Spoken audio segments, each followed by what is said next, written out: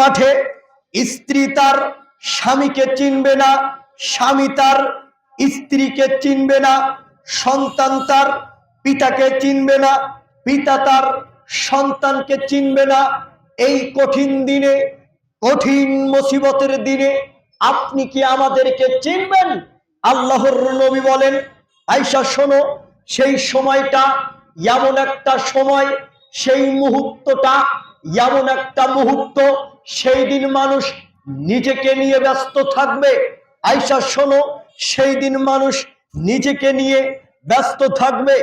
আয়েশা আবার বললেন, ইয়া রাসূলুল্লাহ, আপনি আরো একদিন একটা কথা বলেছিলেন, বিচারের মাঠে পুরুষ উলঙ্গ অবস্থায়, নারী উলঙ্গ অবস্থায় সেখানে উপস্থিত হবে। এটাই যদি হয়, নারী হয়ে পুরুষের দিকে তাকাবে আর পুরুষ হয়ে নারীর দিকে তাকাবে। আল্লাহর নবী বলেন, আয়েশা শোনো, সেই সময়টা এমন একটা সময়, সেই মুহূর্তটা এমন একটা মুহূর্ত, সেই দিন মানুষ নিজেকে নিয়ে ব্যস্ত থাকবে। আয়েশা শোনো, সেই দিন মানুষ তিনটা চিন্তা করবে। আয়েশা রাদিয়াল্লাহু তাআলা আনহা বললেন, হে আল্লাহর নবী, এই তিনটা চিন্তা কি? আল্লাহর নবী বলেন, আয়েশা, সেই দিন মানুষ চিন্তা করবে মিজানের পাল্লা নিয়ে। মিজানের পাল্লা ভারী হলে জান্নাতি আর হালকা হলে জাহান্নামী। মহান আল্লাহ বলেন, ওয়া আম্মা মান সাকুলাত মাওয়াজিনুহু, নেকির পাল্লা সমূহ যার ভারী হবে, ফাহুয়া ফি ইশাতির রাদিয়া, তার জীবন হবে সন্তোষপূর্ণ। ওয়া আম্মা মান খাফফাত মাওয়াজিনুহু, নেকির পাল্লা সমূহ যার হালকা হবে, ফা উম্মুহু হাবিয়া, তার স্থান হবে হাবিয়া নামক জাহান্নাম। মহান আল্লাহ নিজেই পরিচয় দিতে গিয়ে বললেন, অমা আদ্রাকা মা হিয়া, হে রাসূল, আপনি কি জানেন সে মাহিয়া নামক জাহান্নামটা কি? মহান আল্লাহ নিজেই পরিচয় দিতে গিয়ে বললেন, নারুন হামিয়া, যা হচ্ছে আল্লাহর আগুন, জ্বলন্ত আগুন। আয়েশা, তোমাকে বলি শোনো, সেই দিন মানুষ চিন্তা করবে মিজানের পাল্লা নিয়ে। মিজানের পাল্লাটা ভারী হলে জান্নাতি আর হালকা হলে জাহান্নামী। আয়েশা, দুই, মানুষ চিন্তা করবে আমলনামা নিয়ে। আমলনামাটা ডান হাতে দিলে জান্নাতি আর বাম হাতে দিলে জাহান্নামী। আয়েশা, তিন, মানুষ সেই দিন চিন্তা করবে ফুলসিরাতে নিয়ে। ফুলসিরাত পার হতে পারলে জান্নাত, নিচেই জাহান্নাম।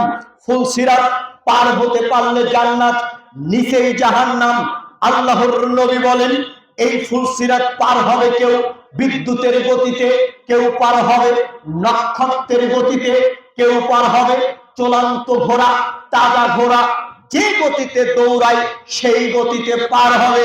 আয়েশা, তোমাকে বলি, তোমাকে আমি এত পরিমাণ ভালোবাসি, তুমি আমার এত আদরের স্ত্রী, তোমাকে আমি এত ভালোবাসি, তুমি আমার এত আদরের স্ত্রী। ও আয়েশা, তোমাকে বলি, তুমি আমি যখন একই বিছানায়, একই কম্বলের নিচে শুয়ে থাকতাম, একই জায়গায় থাকতাম, সেই জায়গাতে, সেই কম্বলের নিচে এসে শুয়ে থাকতেন জিবরাইল আলাইহিস সালাতু ওয়াস সালাম। আয়েশা, তোমাকে বলি, কোন স্ত্রীর কাছে থাকাকালীন কোনোদিন ওহী নাজিল হতো না।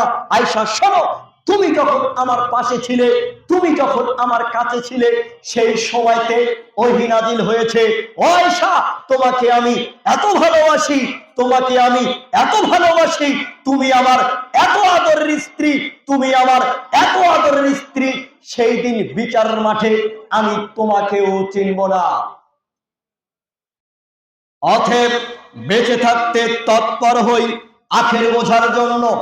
আবু হুরায়রা রাদিয়াল্লাহু তাআলা আনহু বলেন, একদা রাসূল সাল্লাল্লাহু আলাইহি সাল্লাম বললেন, ইজা সাল্লাত মারাতু খামসাহা ওয়া সামাত শাহরাহা ওয়া হাফিজাত ফারজাহা ওয়া আতাআত জাওজাহা কিলা লাহা উদখিলিল জান্নাতা মিন আইয়িল আবওয়াবিল জান্নাতি শিইতা, রাহুল আহমাদ। আবু হুরায়রা রাদিয়াল্লাহু তাআলা আনহু বলেন, একদা রাসূল সাল্লাল্লাহু আলাইহি সাল্লাম আলোচনা করতে গিয়ে বললেন, শোনো সাহাবীরা, পৃথিবীতে যে যা ইবাদত করবে, যদি তাদের সেই ইবাদতগুলোকে কবুল করা হয়, সেই ইবাদত অনুযায়ী জান্নাতের মধ্যে একটি করে দরজা বরাদ্দ থাকবে। আপনি যদি সিয়াম পালন করেন, যদি আপনার সিয়ামকে কবুল করা হয়, এই সিয়ামের জন্য জান্নাতের মধ্যে রায়্যান নামক দরজা বরাদ্দ থাকবে। আপনার যদি সালাতকে কবুল করা হয়, এই সালাতের জন্য জান্নাতের মধ্যে একটা দরজা বরাদ্দ থাকবে। অর্থাৎ পৃথিবীতে যে যা ইবাদত করবে, যদি তাদের সেই ইবাদতগুলোকে কবুল করা হয়, সেই ইবাদত অনুযায়ী জান্নাতের মধ্যে একটি করে দরজা বরাদ্দ থাকবে। আল্লাহর নবীর মুখে এই কথা শুনে আবু বকর সিদ্দিক রাদিয়াল্লাহু তাআলা আনহু তিনি কি যেন মনে করলেন, তিনি দাঁড় হয়ে উঠে বলছেন, হে আল্লাহর নবী, আমার পিতামাতা আপনার জন্য কুরবান হোক। পৃথিবীতে এমন সৌভাগ্যবান লোক হবে কি, যাকে জান্নাতের মধ্যে যত দরজা আছে সমস্ত দরজা দিয়ে ঢোকার জন্য আমন্ত্রণ জানানো হবে। আল্লাহর নবী বলেন, আবু বকর, এই সুযোগ প্রত্যেকেই পাবে, তবে আমি মনে করি তুমি তাদের একজন। এত আস্তে সুবহানাল্লাহ পড়লেন, আরো জোরে সরে বলি সুবহানাল্লাহ। আল্লাহর নবী বলেন, আবু বকর শোনো, এই সুযোগ প্রত্যেকেই পাবে, তবে আমি মনে করি তুমি তাদের একজন। আল্লাহর নবী বলছেন, কোন নারী যদি চারটি কাজ করতে পারে, কোন নারী যদি চারটি কাজ করতে পারে, এই চারটি কাজ করতে পারলে জান্নাতের 8টা দরজা দিয়ে যে কোনো দরজা দিয়ে সে তার খুশি অনুযায়ী, ইচ্ছা অনুযায়ী, ইখতিয়ার অনুযায়ী যে কোনো দরজা দিয়ে সে প্রবেশ করতে পারবে। এক, ইজা সাল্লাত মারাতু খামসাহা, 5 ওয়াক্ত সালাত আদায় করবে যে নারী, জান্নাতে যাবে সেই নারী। 5 ওয়াক্ত সালাত আদায় করবে যারা, জান্নাতে যাবে তারা। কিয়ামতের কঠিন দিনে, কঠিন মুসিবতের দিনে মানুষ 2 দলে বিভক্ত হবে। একদল লোক যাবে জান্নাতে, আর একদল লোক যাবে জাহান্নামে। জাহান্নামী বাসীদের মধ্যে কিছু সংখ্যক লোক যাবে সাকার নামক জাহান্নামে। সাকার নামক জাহান্নামী বাসীদেরকে জিজ্ঞাসা করা হবে, মা সালাকাকুম ফি সাকারা, তোমরা আজকে কেন এই সাকার নামক জাহান্নামে? তখন তারা বলবে, আমরা দুনিয়াতে মুসল্লি ছিলাম না, আমরা দুনিয়াতে আল্লাহকে সিজদা করিনি, আমরা দুনিয়াতে সালাত আদায় করিনি, এই কারণেই আজকে আমরা এই সাকার নামক জাহান্নামে। আল্লাহর নবী বলছেন, 5 ওয়াক্ত সালাত আদায় করবে যারা, জান্নাতে যাবে তারা। 5 ওয়াক্ত সালাত আদায় করবে যে নারী, জান্নাতে যাবে সেই নারী। 2, অসামাত শাহরাহা, রমজানে সিয়াম পালন করবে যে নারী, জান্নাতে যাবে সেই নারী। রমজানে সিয়াম পালন করবে যারা, জান্নাতে যাবে তারা।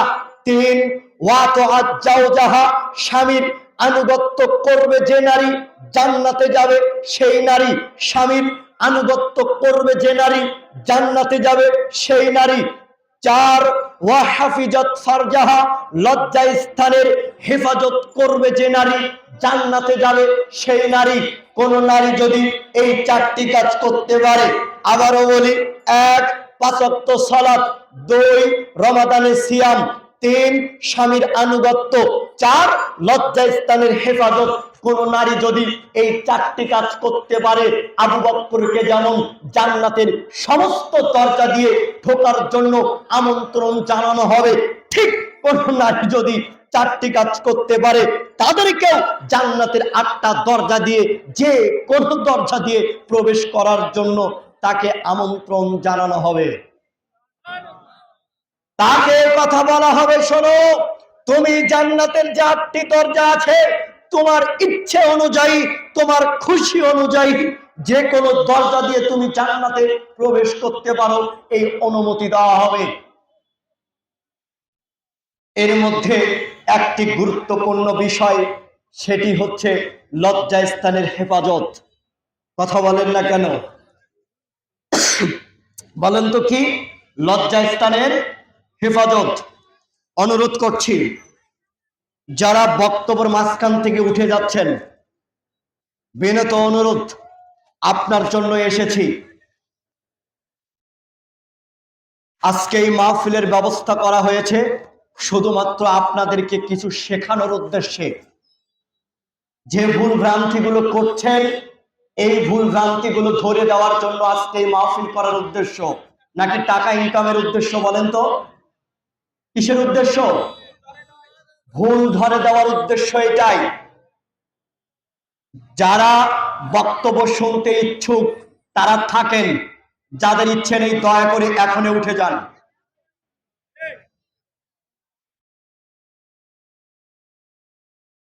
যারা ইচ্ছে করছে না দয়া করে উঠে যান। আমার ভাষা বোঝা যায়, ভাষা বুঝতে পারেন, একটু ধৈর্য ধরবেন। আমার বক্তব্য আমি যা এতক্ষণ বলছি বক্তব্যর মাঝ অংশে এখনো আসেনি, শুধু গুরুত্বপূর্ণ কয়েকটি হাদিস আপনাদের মাঝে আমি অনুবাদ করছি।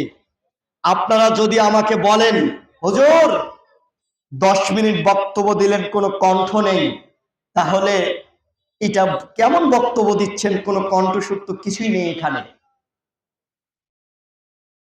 এটা কোনো বক্তব্য হলো? ভাইয়া নামাজ রোজা সাইরো না, বাবা মার খেদমত হইল না, নবীর সুন্নত সাইরো না ভাই, নবীর সুন্নত সাইরো না ভাই, বেদাত বলতে মাইনো না, লা ইলাহা ইল্লাল্লাহ, জোরে লা ইলাহা ইল্লাল্লাহ, একটু জোরে আওয়াজ করে বলেন লা ইলাহা ইল্লাল্লাহ। মারহাবা।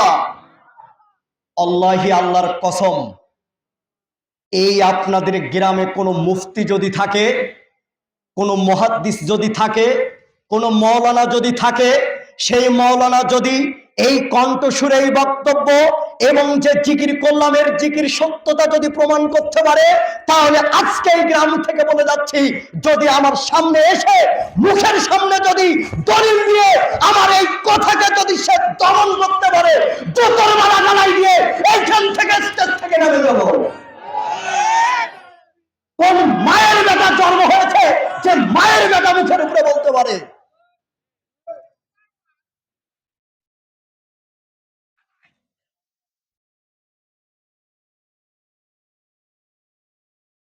আজও কোন মায়ের বেটায় এমন কালেমা এভাবে বলেন লা ইলাহা ইল্লাল্লাহ, লা ইলাহা